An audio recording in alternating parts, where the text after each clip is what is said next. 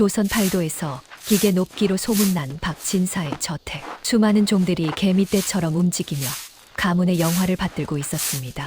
그런데 그 소란스러운 무리 속에 유독 눈에 띄지 않는 아이가 하나 있었죠. 바로 여종 단이. 부모도 성씨도 없이 박진사댁 뒷마당에서 태어난 이 아이는 평생 흙먼지를 뒤집어쓰고 살아야 하룬명이라 여겼습니다.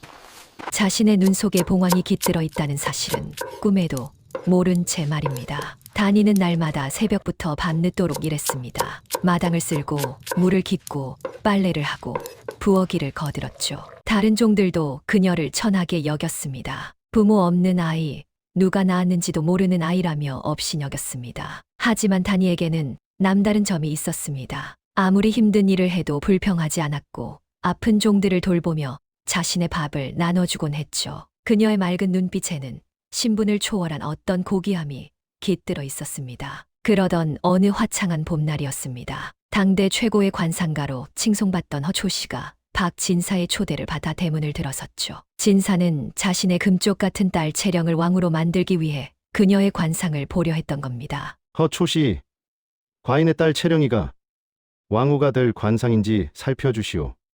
박진사는 자랑스럽게 딸을 내세웠습니다. 채령은 화려한 비단옷을 입고 교만한 미소를 지으며 앉아 있었죠. 허초씨는 채령의 얼굴을 찬찬히 살폈습니다. 그러나 그의 표정은 점점 굳어졌습니다. 진사 나으리. 따님은 분명 귀한 상이십니다. 하나 왕후의 상은 아니옵니다. 뭐라고? 그럼 우리 채령이는 무슨 상이란 말이오? 부귀는 누리시되 나라를 품을 그릇은 아니라는 뜻입니다. 박진사의 얼굴이 불그락푸르락 변했습니다. 채령 또한 수치심에 눈물을 글썽이며 방으로 뛰어들어가 버렸죠. 허초씨는 실망한 박진사를 뒤로하고 마당으로 나왔습니다. 그런데 바로 그 순간 허초씨의 발걸음이 딱 멈춰 섰습니다. 마당 한 구석에서 빗자루를 들고 고개를 든 단이 그 아이와 눈이 마주친 겁니다. 허초씨는 들고 있던 합죽선을 떨어뜨리며 얼어붙고 말았죠. 그의 눈에는 누더기를 걸친 계집종이 보이는 게 아니었습니다. 단이의 얼굴 위로 황금빛 봉황이 날아오르고 온 나라를 품을 자애로운 국모의 기운이 폭포수처럼 쏟아지고 있었던 겁니다. 허초씨는 비명 같은 탄식을 내뱉었습니다. 이럴 수가. 어찌 왕후가 되실 분이 여태 이런 흙바닥을 쓸고 계신단 말이오. 이 한마디에 평온하던 박진사댁은 순식간에 발칵 뒤집혔습니다. 종들이 수군거렸고 박진사는 황급히 달려 나왔습니다. 허초씨, 지금 무슨 말을 하시는 거요? 저 천한 것이 왕후라니. 진사어른. 소인이 평생 관상을 봐왔으나 이런 상은 처음입니다. 저 아이의 이마에는 봉황의 기운이, 눈에는 자비가, 입에는 덕이 서려 있습니다. 틀림없이 이 나라의 국모가 될 상이옵니다. 박진사는 믿을 수 없다는 표정으로 단이를 바라봤습니다. 그리고 방 안에서 이 모든 광경을 엿보던 채령의 얼굴은 질투와 분노로 일그러졌습니다. 허초씨가 떠난 후 박진사댁은 묘한 긴장감에 휩싸였습니다. 종들은 단이를 보는 눈빛이 달라졌습니다. 어떤 이들은 두려움 섞인 눈으로, 어떤 이들은 시샘 가득한 눈으로 그녀를 바라봤죠. 단이 자신은 무슨 일인지 영문도 모른 채 그저 평소처럼 묵묵히 일할 뿐이었습니다. 하지만 가장 크게 변한 사람은 바로 채령이었습니다. 채령은 방 안에 틀어박혀 며칠을 울고불고 난리를 쳤습니다. 거울을 보며 자신의 얼굴을 쓰다듬고 때로는 분노에 찬 비명을 지르기도 했죠. 내가 천한 종년만 못하다니 절대 용서할 수 없어. 채령의 유모 백씨가 조심스럽게 다가왔습니다. 아가씨, 진정하셔야 합니다. 관상이란 것이 늘 맞는 것도 아니지 않습니까? 아니야. 허초씨의 관상은 틀린 적이 없어. 그 영감이 본 사람들은 모두 예언대로 되었단 말이야. 채령은 이를 갈며 창밖을 내다봤습니다. 마당에서 빨래를 하고 있는 단이가 보였죠. 햇살 아래 물을 끼얹는 단이의 모습이 어쩐지 신성해 보이기까지 했습니다. 저 계집을 없애야 해. 저것이 살아있는 한 내 꿈은 이뤄질 수 없어. 얼마나 시간이 흘렀을까요? 아가씨.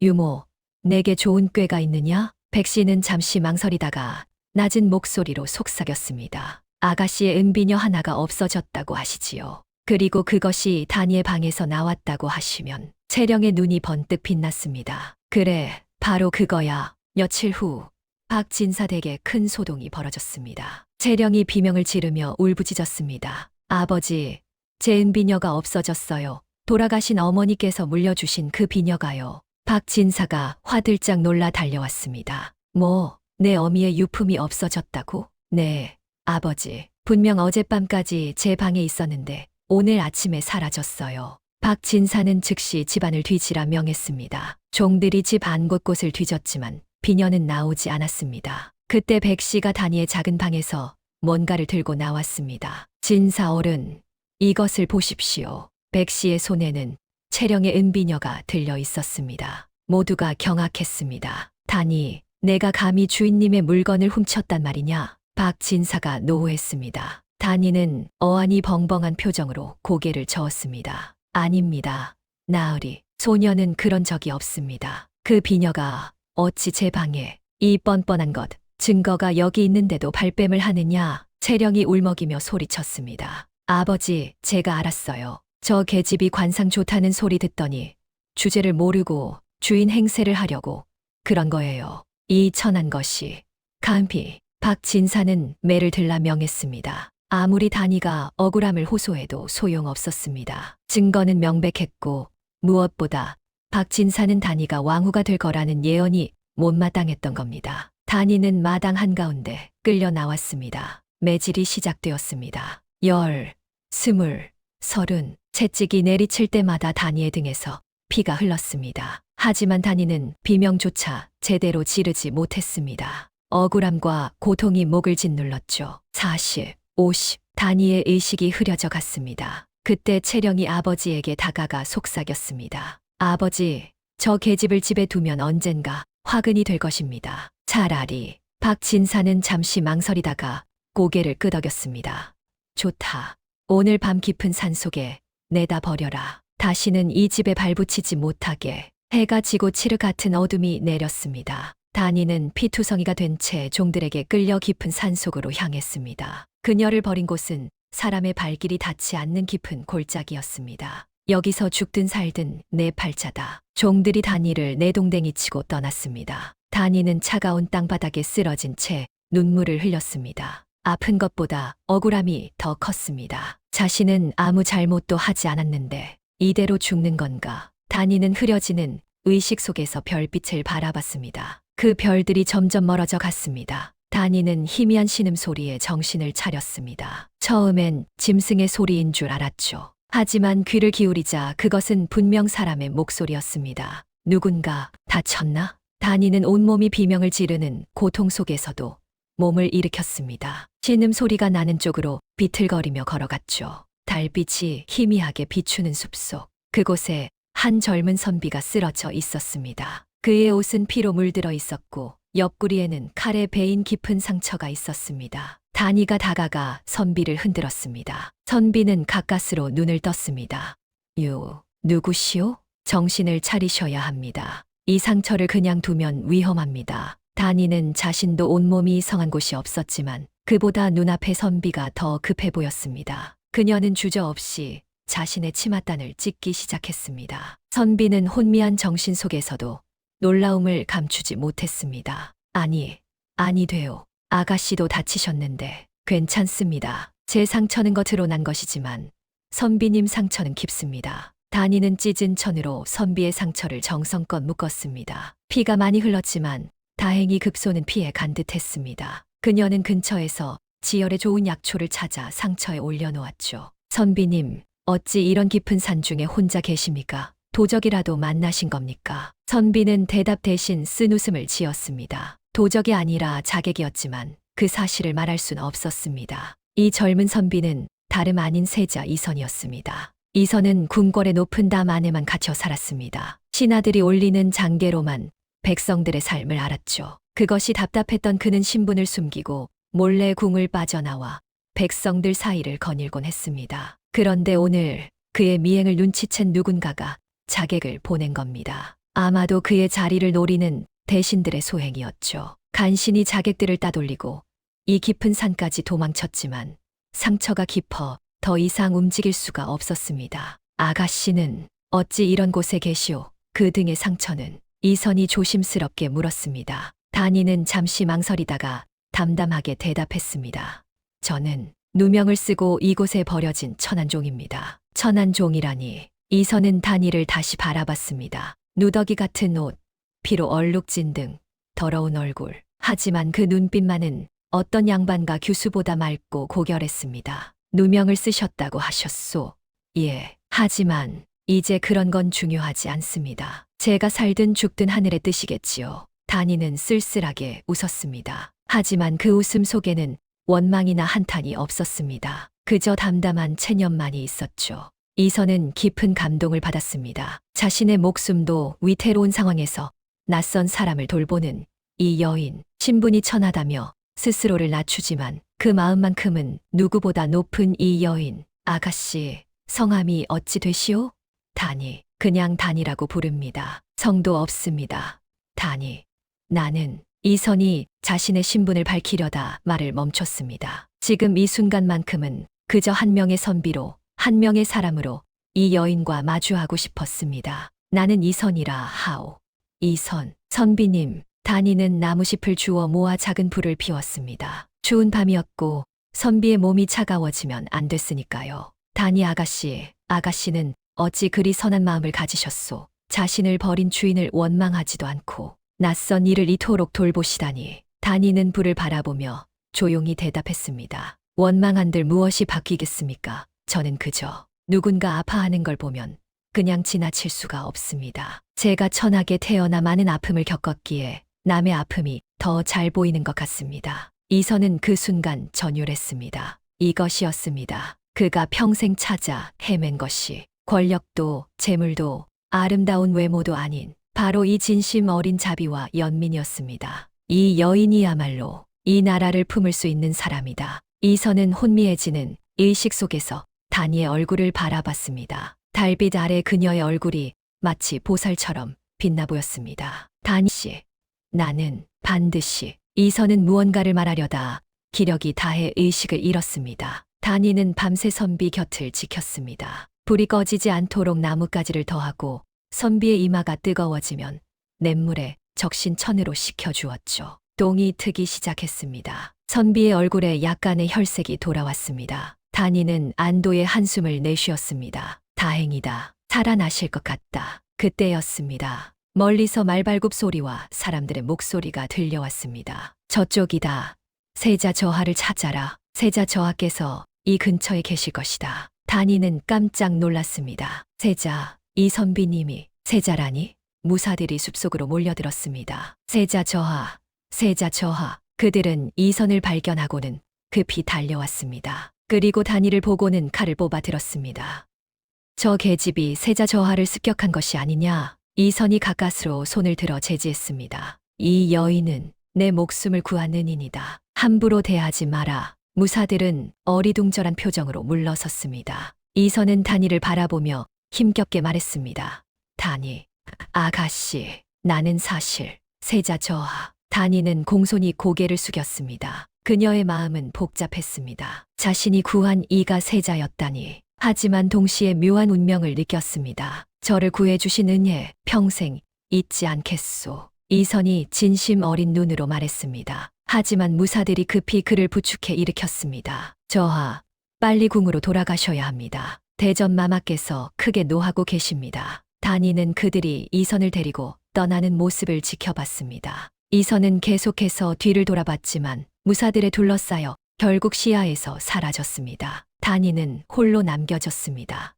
이제 어찌해야 하나. 그녀는 다시 박진사댁으로 돌아갈 수도 없었고 갈 곳도 없었습니다. 하지만 이상하게도 마음 한구석이 따뜻했습니다. 자신이 누군가에게 도움이 되었다는 사실이 위안이 되었죠. 며칠 후 궁궐에서는 대소사가 벌어지고 있었습니다. 세자가 자객에게 습격당한 사건으로 궁중이 발칵 뒤집혔고 배후를 찾기 위한 조사가 한창이었습니다. 하지만 이선의 마음은 온통 다른 데 가 있었습니다. 단이, 그 여인은 지금 어디서 무얼 하고 있을까? 이선은 밤마다 그 맑은 눈빛을 떠올렸습니다. 자신의 목숨도 위태로운데 낯선 이를 돌본 그 선한 마음, 신분이 천하다며 스스로를 낮췄지만 그 어떤 양반과 교수보다 고결했던 그 자세. 저하, 세자빈 간택이 곧 시작됩니다. 내관이 조심스럽게 아뢰었습니다. 이선은 한숨을 내쉬었습니다. 세자빈 간택, 정해진 운명이었지만 그의 마음은 이미 다른 곳에 가 있었습니다. 한편 박 진사댁에서는 채령이 분주히 움직이고 있었습니다. 아버지, 세자빈 간택에 제가 꼭 뽑혀야 합니다. 그래지. 단이 그 천것은 산속에서 죽었을 테니 이제 내가 왕후가 될 차례다. 박 진사는 온갖 뇌물과 청탁을 동원해 채령을 간택 최종 후보에 올려놓았습니다. 채령은 거울을 보며 득이양양하게 웃었습니다. 곧 나는 세자빈이 되고 왕후가 될 거야. 단이 그 천것이 죽어 없어진 지금 아무도 내 앞을 가로막을 수 없어. 간택일이 다가왔습니다. 궁궐에는 온 나라의 명문가 교수들이 모여들었습니다. 화려한 치마 저고리를 입은 처자들이 긴장된 얼굴로 대기하고 있었죠. 채령도 그 중 하나였습니다. 그녀는 자신만만한 표정으로 앉아 있었습니다. 드디어 세자가 입장했습니다. 이선은 무표정한 얼굴로 후보들을 살폈습니다. 모두가 아름답고 교양 있어 보였지만 그의 눈에는 아무도 들어오지 않았습니다. 그의 마음속에는 오직 한 사람, 단이만이 있었으니까요. 차를 듭소서. 궁녀가 세자 앞에 차를 올렸습니다. 이선은 기계적으로 찻잔을 들었습니다. 그런데 그 순간 차를 올린 궁녀와 눈이 마주쳤습니다. 이선의 손이 떨렸습니다. 찻잔이 기울어 차가 쏟아질 뻔했죠. 단이, 그 궁녀는 다름 아닌 단이었습니다. 단이는 놀란 표정으로 고개를 숙였습니다. 이선은 믿을 수 없다는 듯 그녀를 바라봤습니다. 어찌 이곳에? 사실 단이는 산속에서 헤매다가 우연히 한 노파를 만났습니다. 그 노파는 궁궐 라인들을 관리하는 상궁이었고 단이의 인품을 보고 궁녀로 드릴 것을 권했던 겁니다. 넌 범상치 않은 아이구나. 궁으로 가거라. 거기서라면 새 삶을 살 수 있을 게다. 단이는 갈 곳 없던 차에 그 제안을 받아들였습니다. 그렇게 그녀는 궁녀가 되어 이곳까지 오게 된 것이었죠. 채령은 이 장면을 보고 있었습니다. 저 궁녀, 설마. 채령이 자세히 보니 그 궁녀는 분명 단이었습니다. 죽었다고 생각했던 단이가 살아서 그것도 궁궐에 있다니. 채령의 얼굴이 하얗게 질렸습니다. 안 돼. 저것이 살아있으면 모든 게 틀어져. 그때 이선이 자리에서 일어났습니다. 모두가 숨을 죽이고 그를 바라봤습니다. 이선은 후보들을 한 명 한 명 바라봤습니다. 그리고 시선을 단이에게 고정시켰습니다. 오늘 간택은 보류하겠소. 좌중이 술렁였습니다. 채령은 믿을 수 없다는 표정으로 세자를 바라봤습니다. 저하, 무슨 말씀이십니까? 대신들이 당황해 물었습니다. 이선은 단호하게 말했습니다. 본 세자는 이미 마음에 둔 이가 있소. 그 사람을 세자빈으로 맞이하고 싶소. 궁궐이 발칵 뒤집혔습니다. 세자의 선언 이후 궁궐은 그야말로 벌집을 쑤셔놓은 듯 했습니다. 간택이 파장된 후 이선은 은밀히 단이를 불렀습니다. 달빛이 비추는 후원의 정자에서 두 사람은 마주 앉았습니다. 이선은 단이를 세자빈으로 맞이하고 싶다는 뜻을 전했죠. 단이는 자신의 천한 신분을 들어 거듭 사양했지만 이선의 마음은 확고했습니다. 하지만 이 모든 장면을 어둠 속에서 지켜보는 이가 있었습니다. 바로 채령이었습니다. 채령은 간택이 무산된 후에도 아버지의 권세를 이용해 궁궐에 머물며 세자의 행적을 몰래 쫓고 있었던 겁니다. 그녀는 이를 갈며 유모 백씨를 불렀습니다. 저 천한 것이 세자의 마음을 훔쳤구나. 저것을 없애야 해. 며칠 후 조정의 상소 하나가 올라왔습니다. 박 진사댁의 채령이 올린 상소였죠. 내용은 충격적이었습니다. 궁궐에 들어온 궁녀 단이가 사실은 자신의 집에서 은비녀를 훔치고 달아난 천한종이라는 것, 그리고 그 종년이 신분을 속이고 궁궐에 들어와 세자를 유혹했다는 것이었습니다. 조정은 발칵 뒤집혔습니다. 세자 저하께서 마음에 두신 여인이 종이었다니, 신분을 속이고 궁에 들어온 것은 사형에 해당하는 중죄다. 대신들의 격렬한 논의가 이어졌습니다. 중전마마는 크게 노하셨고 즉시 단이를 불러들이라 명했습니다. 단이는 중전마마 앞에 무릎을 꿇었습니다. 중전마마는 차갑게 물었습니다. 내가 종의 신분을 속이고 이곳에 들어왔다는 것이 사실이냐? 예, 마마. 소녀는 박진사 댁에서 태어난 천안종이었습니다. 중전마마의 얼굴이 굳어졌습니다. 그녀는 당장 단이를 끌어내라 명했죠. 궁궐들에는 이미 채령과 박진사 그리고 여러 증인들이 기다리고 있었습니다. 채령은 득이양양하게 은비녀를 내밀며 단이를 도둑으로 몰아갔습니다. 저것이 바로 우리 집 은비녀를 훔친 종년입니다. 대신들과 궁인들이 모여들어 단이를 비난했습니다. 세자 이선이 급히 달려왔지만 증거와 증인 앞에서 속수무책이었습니다. 저하, 종의 신분으로 궁에 들어온 것은 사형에 해당하는 죄입니다. 영의정이 무겁게 말했습니다. 바로 그때였습니다. 단이가 절망 속에서 고개를 떨구는 순간 그녀의 목덜미가 드러났습니다. 햇살이 그 부분을 비췄죠. 영의정은 그 순간 숨이 멎는 듯 했습니다. 단이의 목 뒤, 정확히 목덜미 아래에 작은 붉은 점이 있었습니다. 그것도 보통 점이 아니었습니다. 마치 봉황이 날개를 펼친 듯한 모양의 특이한 점이었죠. 영의정의 얼굴이 하얗게 질렸습니다. 그의 손이 떨리기 시작했습니다. 설마 그럴 리가. 영의정에게는 오래된 아픔이 있었습니다. 15년 전 그의 어린 딸이 사라졌던 겁니다. 도적들의 습격으로 집안이 불타던 날 밤, 겨우 돌이 지난 딸이 유모와 함께 자취를 감췄죠. 그는 온 나라를 뒤졌지만 딸을 찾지 못했습니다. 유모의 시신은 발견됐지만 아이는 끝내 나타나지 않았습니다. 그리고 그의 집안에는 대대로 내려오는 특징이 있었습니다. 여자아이들의 목덜미에 나타나는 봉황 모양의 붉은 점, 그것은 영의정 집안 사람만이 가진 독특한 표식이었습니다. 영의정은 떨리는 목소리로 물었습니다. 저 아이의 나이가 몇이냐? 16이라 들었습니다. 내관이 대답했습니다. 16, 딸이 사라진 지 정확히 15년이 지났습니다. 영의정은 비틀거렸습니다. 옆에 대신이 급히 그를 부축했죠. 영의정 대감, 괜찮으십니까? 저 아이를 가까이 오게 하라. 영의정의 명의 단이가 그 앞으로 끌려왔습니다. 영의정은 떨리는 손으로 단이의 얼굴을 바라봤습니다. 그 눈, 그 이마, 그 코, 모두가 세상을 떠난 아내를 닮았습니다. 아이야, 너는 혹시 내가 태어난 곳을 기억하느냐? 아닙니다, 대감. 소녀는 박진사 댁 뒷마당에서 자란 것밖에. 박진사. 영의정이 날카롭게 박진사를 불렀습니다. 이 아이가 언제부터 내 집에 있었느냐? 박진사는 당황하며 더듬거렸습니다.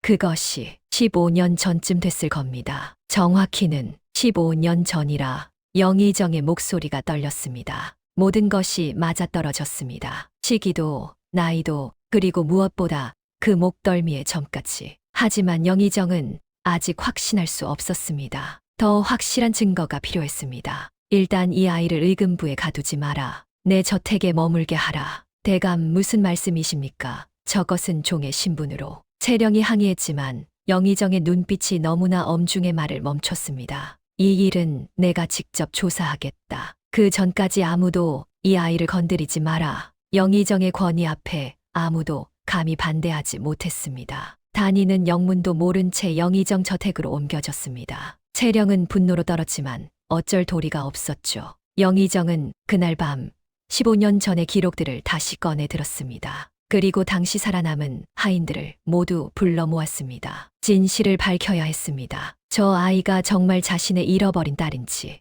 영의정 저택에는 긴장감이 감돌았습니다. 단이는 작은 별채에 머물게 되었습니다. 화려하진 않지만 깨끗하고 따뜻한 방이었죠. 그녀는 이 모든 상황이 혼란스러웠습니다. 왜 영의정 대감이 자신을 이곳에 데려온 것인지, 왜 그토록 떨리는 눈으로 자신을 바라봤는지. 한편 영의정은 서재에서 밤을 지새우고 있었습니다. 촛불 아래 펼쳐진 것은 15년 전의 기록들이었습니다. 딸이 사라진 그날 밤의 보고서, 수색 기록, 그리고 아내가 남긴 딸의 특징들이 적힌 문서들, 목덜미의 봉황점. 틀림없다. 영의정은 떨리는 손으로 문서를 내려놓았습니다. 하지만 그것만으로는 부족했습니다. 더 확실한 증거가 필요했죠. 다음 날 아침 영의정은 15년 전 그날 밤 살아남은 하인들을 모두 불러 모았습니다. 너희는 그날 밤 도적들의 습격을 받았을 때 아기 씨와 함께 있던 유모 설 씨를 기억하느냐?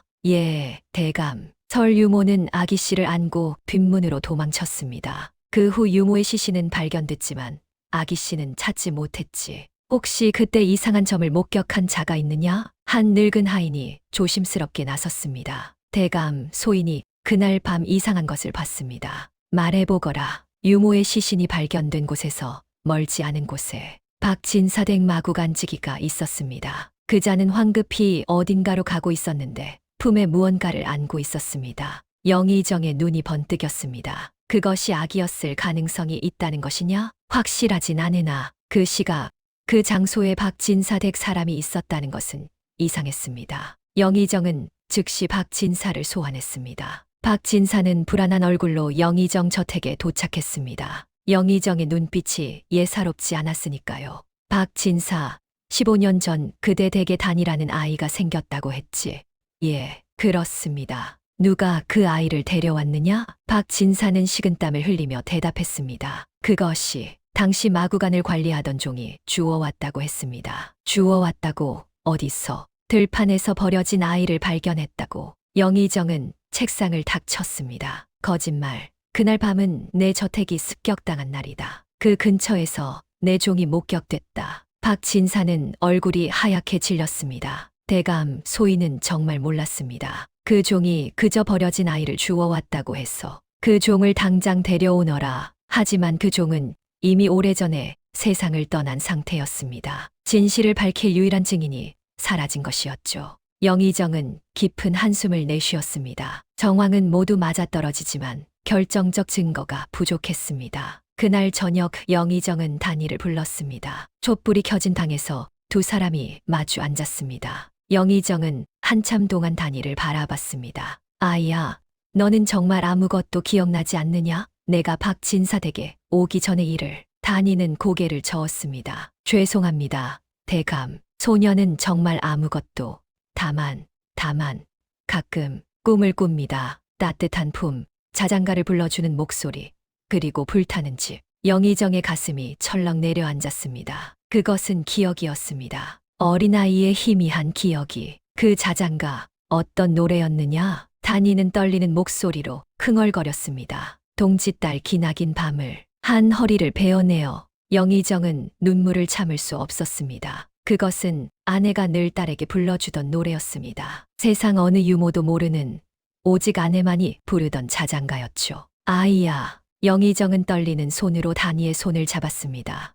너는 내 딸이다. 내가 15년 동안 찾아 헤맨 내 딸이야. 단이는 믿을 수 없다는 표정으로 영의정을 바라봤습니다. 대감, 그것이 무슨, 내 목덜미의 점, 그것은 우리 집안의 표식이다. 여자아이들에게만 나타나는 봉황의 점이지. 그리고 그 자장가, 내 어미만이 불렀던 노래다. 영의정은 벽에 걸린 초상화를 가리켰습니다. 그곳에는 온화한 미소를 짓는 부인의 모습이 있었죠. 내 어미다. 너를 낳고 3년 만에 세상을 떠나셨지. 내가 그 모습을 닮았구나. 단이는 초상화를 바라보며 눈물을 흘렸습니다. 꿈에서 본 듯한 그리운 얼굴이었습니다. 소녀가 정말 대감의 딸이란 말입니까? 그렇다. 너는 영의정 집안의 적장녀. 이화연이다. 단이가 아닌 화연은. 온몸이 떨렸습니다. 평생 천민으로 부모도 없는 아이로 살았던 자신이 영의정의 딸이었다니. 하지만 이 사실이 알려지면 어떻게 될까요? 세자와의 관계는, 채령의 방해는? 영의정은 화연의 손을 꼭 잡았습니다. 화연아, 이제 아무도 너를 천하게 보지 못한다. 너는 명문가의 교수다. 당당히 세자빈의 자리에 오를 수 있는 신분이지. 하지만 화연의 마음은 복잡했습니다. 기쁨보다는 두려움이 앞섰습니다. 채령이, 그리고 자신을 반대하는 세력들이 이 사실을 어떻게 받아들일지. 그날 밤 영의정은 대궐에 긴급 상소를 올렸습니다. 자신의 잃어버린 딸을 찾았다는 내용이었습니다. 그리고 그 딸이 바로 단이, 이제는 이화연이라는 사실을. 이 소식의 궁궐은 다시 한번 발칵 뒤집혔습니다. 천한 종이라던 여인이 알고 보니 영의정의 딸이었다니. 세자 이선은 이 소식을 듣고 기뻐했습니다. 이제 아무도 그들의 혼인을 막을 명분이 없었으니까요. 하지만 채령은 분노로 미쳐버릴 것 같았습니다. 아니야, 이럴 수가. 저것이 영의정의 딸이라니. 채령은 유모를 불러 다시 음모를 꾸미기 시작했습니다. 이대로 물러설 수는 없었습니다. 증거가 부족하다고 하지 않았어. 목덜미의 점 하나와 자장가만으로 친자식이라 확신할 수 있겠어. 아가씨 말씀이 소문을 퍼뜨려 영의정이 천안 종년을 딸로 둔갑시킨 것이라고, 세자와의 혼인을 성사시키기 위한 계략이라고. 채령의 눈빛이 사악하게 빛났습니다. 이 딸을 찾았다는 소식은 삽시간에 온 나라에 퍼졌습니다. 조정에서는 축하와 의심이 교차했습니다. 어떤 이들은 영의정의 기쁨을 함께 나눴지만 어떤 이들은 고개를 갸우뚱했죠. 15년 만에 나타난 딸이라니, 그것도 하필 세자가 마음에 둔 여인이라니 너무 기가 막힌 우연이 아니냐는 것이었습니다. 채령은 바로 이 의심을 파고들었습니다. 그녀는 밤마다 몰래 대신들의 집을 찾아다니며 소문을 퍼뜨렸습니다. 백시 유모를 시켜 시장과 골목골목에도 소문을 흘렸죠.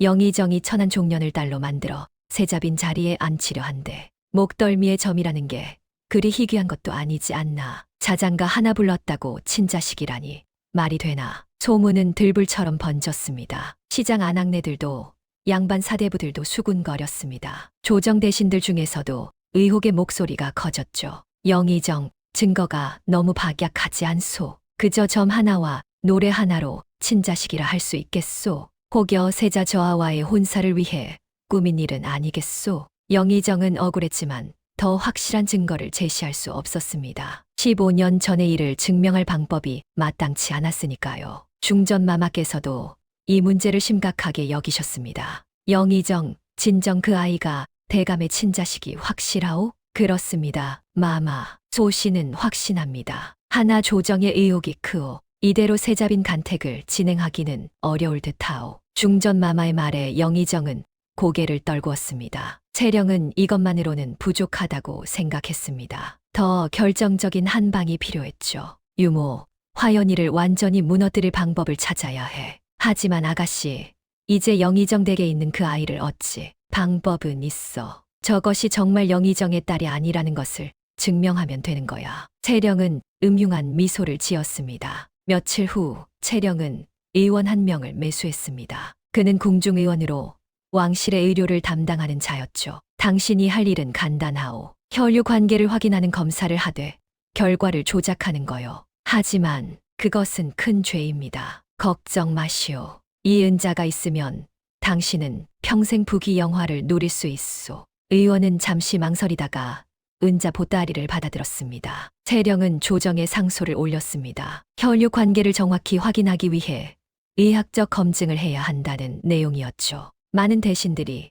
이에 동의했습니다. 그렇소. 확실한 증거를 제시해야 하오. 혈류 관계를 의학으로 확인할 수 있다면 그보다 좋은 방법이 없지 않소. 결국 왕의 명으로 혈류 검사가 진행되기로 했습니다. 검사 당일 영의정 저택에 궁중의원과 여러 대신들이 모였습니다. 의원은 영의정과 화연의 혈을 각각 채취했습니다. 그리고 고대의 방법에 따라 두 사람의 혈을 물에 섞어 확인하는 의식을 진행했죠. 혈류 간에는 피가 서로 섞인다고 전해집니다. 의원이 두 사람의 피를 물그릇에 떨어뜨렸습니다. 모두가 숨을 죽이고 지켜봤습니다. 영의정과 화연도 긴장한 표정으로 그릇을 바라봤죠. 시간이 흘렀습니다. 그런데 두 사람의 피가 섞이지 않고 따로 떠다녔습니다. 이럴 수가. 대신들이 웅성거렸습니다. 의원은 심각한 표정으로 고개를 저었습니다. 혈이 섞이지 않습니다.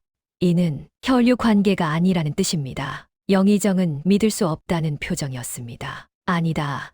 이건 잘못된 것이다. 다시 해보라. 대감 방법은 정확했습니다. 결과가 이러하니 채령이 나서며 승리의 미소를 지었습니다. 보셨습니까? 여러 대감들, 영의정께서 천안 종년을 딸로 둔갑시킨 것이 명백합니다. 이게 무슨 조작이냐? 영의정이 소리쳤지만 대신들은 고개를 저었습니다. 영의정 증거가 이러한데 어찌하시겠소? 저 아이를 다시 천민의 신분으로 되돌려야 하오. 화연은 절망에 빠졌습니다. 잠시나마 느꼈던 따뜻함, 아버지의 사랑, 그 모든 것이 다시 사라지는 것 같았습니다.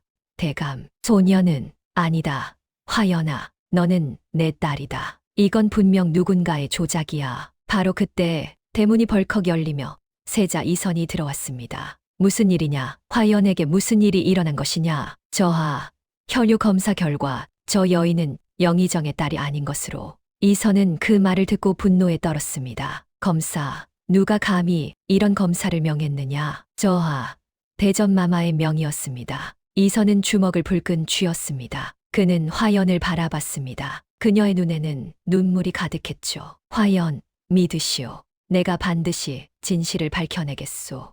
저하, 소녀는 신분이 무엇이든 상관없소. 그대는 내가 선택한 사람이오. 이선의 말에 대신들이 술렁였습니다. 채령은 이를 갈았습니다. 저하, 천민을 세자빈으로 삼을 수는 없습니다. 닥쳐라. 이선이 호통쳤습니다. 본 세자는 이 여인을 세자빈으로 맞이할 것이다. 신분이 천하다 한들 그 마음만큼은 누구보다 고귀하다. 하지만 대신들의 반대는 거셌습니다. 저하, 조정이 허락할 수 없습니다. 백성들이 받아들이지 않을 것입니다. 이는 왕실의 채통을 무너뜨리는 일입니다. 이선은 궁지에 몰렸습니다. 화연은 눈물을 흘리며 고개를 저었습니다. 저하, 그만하십시오. 소녀는 괜찮습니다. 아니요, 나는 그대를. 바로 그 순간이었습니다. 대문 밖에서 급한 발소리가 들려왔습니다.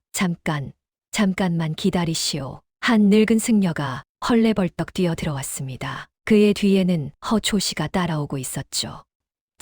저 아이를 해치지 마시오. 늙은 승려는 숨을 헐떡이며 화연을 가리켰습니다. 저 아이는 분명 영의정의 딸이 맞습니다. 모두가 놀라 승려를 바라봤습니다. 그리고 왕후의 탄생, 모두의 시선이 늙은 승려에게 쏠렸습니다. 승려는 거친 숨을 고르며 천천히 입을 열었습니다. 소승은 지리산 청운사의 혜진이라 합니다. 15년 전 소승이 이 아이를 구했습니다. 영의정이 벌떡 일어났습니다. 스님, 그게 무슨 말씀이십니까? 15년 전 그날 밤 소승은 산길을 지나다 불타는 저택을 보았습니다. 그곳에서 도망치는 한 유모와 마주쳤지요. 그녀는 품에 아기를 안고 있었습니다. 혜진 스님은 과거를 회상하듯 눈을 감았습니다. 그 여인은 등에 칼을 맞아 피를 흘리고 있었습니다. 그녀는 소승에게 아기를 건네며 애원했습니다. 이 아이만은 살려달라고 마지막 숨을 거두며 말했지요. 이 아이는 영의정 대감의 따님이다. 목덜미에 봉황점이 있으니 언젠가 꼭 돌려보내달라고 대신들이 숨죽여 들었습니다. 소승은 그 아이를 데려가 절에서 키우려 했습니다. 하지만 도적들이 절까지 쫓아왔습니다. 소승은 아이를 안고 도망쳤고 한 마을에서 박진사 댁의 마구간지기를 만났습니다. 그에게 사정을 말하고 아이를 맡겼지요. 반드시 아이를 잘 키워 영의정 댁으로 돌려보내라 당부하며 박진사는 얼굴이 하얗게 질렸습니다. 그는 영의정의 딸이라는 사실을 알고도 욕심에 눈이 멀어 아이를 종처럼 부렸던 것입니다. 그럼 이 혈육 검사는 뭡니까? 채령이 소리쳤습니다. 허초씨가 나섰습니다. 그 검사는 조작되었습니다. 검사를 맡은 의원이 박진사댁으로부터 뇌물을 받았습니다. 허초씨는 증거 문서를 내밀었습니다. 의원과 백씨 유모가 주고받은 서신과 은자의 흔적이었죠. 의원은 그 자리에서 무릎을 꿇었습니다. 죄송합니다.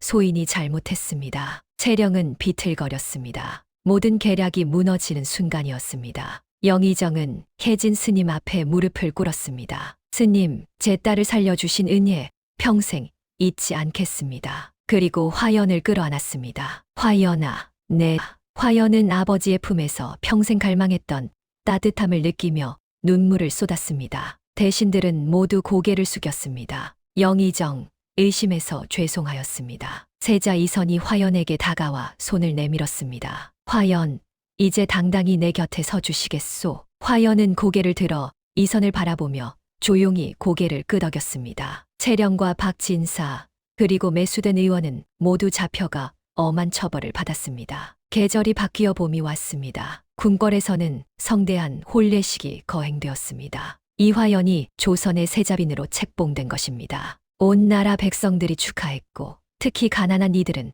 더욱 기뻐했습니다. 천한 신분에서 시작한 이가 국모가 되었다는 사실에 희망을 느꼈으니까요. 화연은 세자빈이 된 후에도 겸손함을 잃지 않았습니다. 궁궐의 하인들을 따뜻하게 대했고 백성들의 어려움을 늘 헤아렸죠. 그리고 몇 년 후 세자 이선이 왕위에 올랐습니다. 화연은 왕후가 되었습니다. 허초씨의 예언이 마침내 이루어진 것이었죠. 왕후가 된 화연은 백성들을 위한 정책을 펼쳤습니다. 굶주린 이들을 위한 진율청을 확대했고 억울한 백성들이 직접 호소할 수 있는 제도를 만들었습니다. 사람들은 그녀를 자비의 국모라 불렀습니다. 어느 봄날 화연은 후원에서 아버지 영의정을 만났습니다. 중전마마, 이 늙은이가 문안을 드립니다. 영의정이 공손히 절했습니다. 화연은 아버지를 일으켜 세우며 부드럽게 말했습니다. 아버지, 이곳에서는 그저 딸입니다. 편히 앉으십시오. 두 사람은 차를 마시며 조용히 이야기를 나눴습니다. 행복하시옵니까, 마마?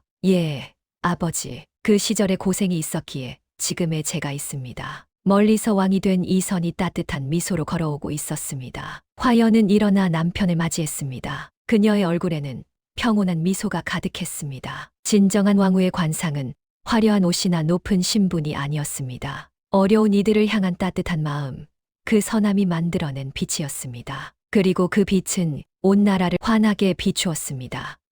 천한 여종에서 조선의 국모가 되기까지. 다니의 감동적인 이야기 어떠셨나요? 좋아요와 구독은 더 좋은 이야기를 만드는 큰 힘이 됩니다. 알림 설정까지 해두시면 새로운 이야기를 가장 먼저 만나보실 수 있습니다. 다음에는 어떤 이야기로 찾아뵐까요? 댓글로 의견 남겨주세요.